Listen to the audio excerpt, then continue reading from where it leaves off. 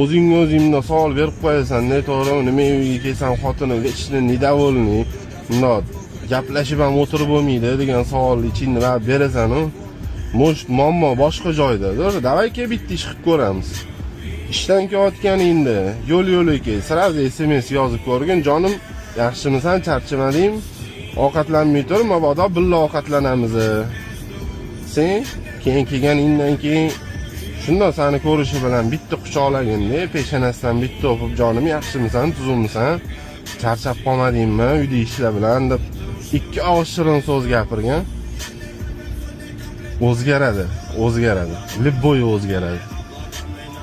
U konkretniy sani mana ikki og'iz shirin so'zing bor-ku, Libboy kuni bo'yi bilan qilgan ishini, charchagan vaqtlari, nima ishlar qilib charchagan bo'lsa ham bor-ku, shundoq havoga uchirib yuboradi mana shu shirin so'zing.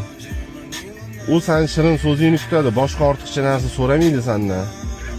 O'zing ahamiyat bermaganing uchun, hol-ahvol so'ramaganing uchun, ishdan kelganingdan keyin ham nidavolni bashara bilan kirib kelaverganing uchun kanechni o'zgarmaydi.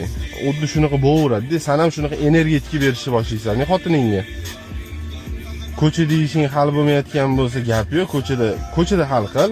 Babi uyga kirganing bilan uy ishi hal qila olmaysan. Xotining bilan birga o'tirib uy ishi hal qila olmaysan. Nikak.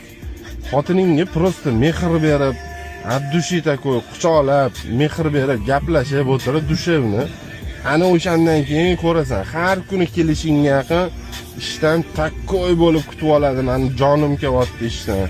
Erim kelyapti, kutib olmasam bo'lmaydi deb o'zi harakat qilishni boshlaydi. Постоянно недовольный настроение bilan kirib kelaverganingdan keyin xotiningdan kanechni kutib olgisi kelmaydi, bunaqa настроение.